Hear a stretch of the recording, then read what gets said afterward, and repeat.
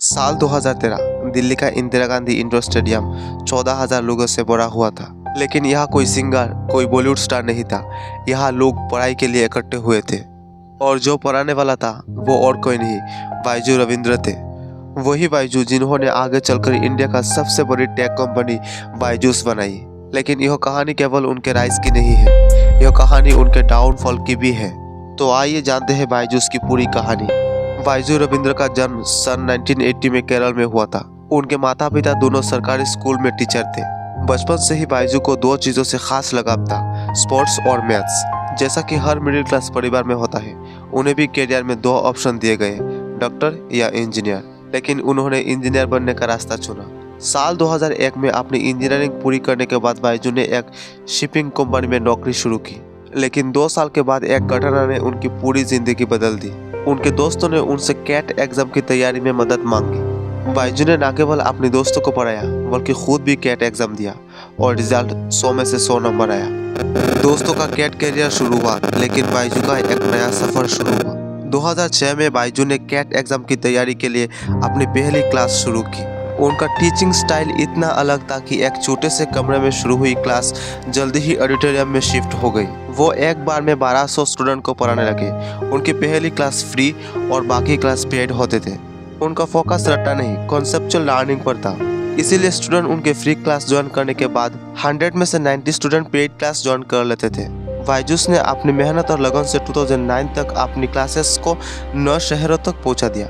लेकिन वो हर शहर में फिजिकली प्रेजेंट नहीं हो सकते थे और यही सोच उन्हें टेक्नोलॉजी की ओर ले गई। साल 2009 में उन्होंने VSET यानी सैटेलाइट बेस्ड लर्निंग की शुरुआत की। इसके जरिए उनके लेक्चर को 45 शहरों में लाइव ब्रॉडकास्ट किया जाने लगा और यही से एक टेक कंपनी बनने की नींव रखी गई। 2011 में think and learn private limited नामक कंपनी की शुरू की और 2015 में बायजूस का लर्निंग ऐप लॉन्च हुआ।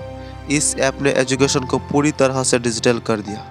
वीडियो लेक्चर, 3D एनिमेशन और पर्सनलाइज्ड लर्निंग, यह ऐप स्टूडेंट के लिए सब कुछ लेकर आया। स्टूडेंट ने इसे इतना पसंद करने लगे कि यह रातों रात हिट हो गया।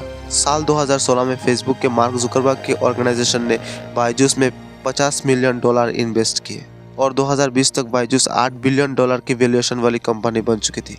और इसके बाद कोरोना आया और चारों तरफ लॉकडाउन हो गया था। कोविड-19 ने उनके ग्रोथ को और बूस्ट दिया। लॉकडाउन के दौरान बायजूस का ऐप 60% से ज़्यादा डाउनलोड हुआ। दरअसल कोविड के बाद बायजूस का ऑनलाइन लर्निंग मॉडल फेल हो रहा था। स्कूल खुलने के बाद बच्चे ऑनलाइन पढ़ाई से थक चुके थे। पेरेंट्स को भी ये एहसास हुआ कि ऑनलाइन क्लास के दौरान बच्चे सोशल मीडिया जैसे यूट्यूब, फेसबुक और चैटिंग में डिस्ट्रैक्ट हो रहे हैं। बायजूस को यह उम्मीद थी कि महामारी के चलते ऑनलाइन पढ़ाई की आदत स्थायी हो जाएगी, लेकिन वास्तविकता इससे बिल्कुल अलग थी। सितंबर 2022 में बायजूस की फाइनेंशियल रिपोर्ट ने उनकी कमजोरियों को उजागर कर दी। रिपोर्ट्स के मुताबिक 2020 और 21 में बायजूस का जितना रेवेन्यू हो रहा था उससे दोगुना कंपनी को घाटा हो रहा था। फंडिंग की समस्या ने कंपनी को बुरी तरह घेर लिया। जो इन्वेस्टर पहले बायजूस में करोड़ों लगा रहे थे, अब उससे दूर भाग रहे थे। कंपनी के कर्मचारियों को नौकरी से निकलना पड़ा और इसके बाद BCCI और अन्य संस्थाओं जैसे कानूनी विवाद में पड़ गए थे। 2023 में कंपनी ने अपनी US आधारित प्लेटफॉर्म एपिक को $500 मिलियन में बेच दिया। यह सौदा भारी नुकसान के साथ किया गया क्योंकि इसे $1 बिलियन से खरीदा गया था और 2024 की शुरुआत तक उनकी वैल्यूएशन 99% गिरकर $225 मिलियन रह गई। जो कंपनी कभी $22 बिलियन की शिखर पर थी, अब वह संघर्ष कर रही है। इसी के साथ आज का वीडियो समाप्त होता है। आगे हमारे वीडियो देखने के लिए चैनल को जरूर सब्सक्राइब कर लेना।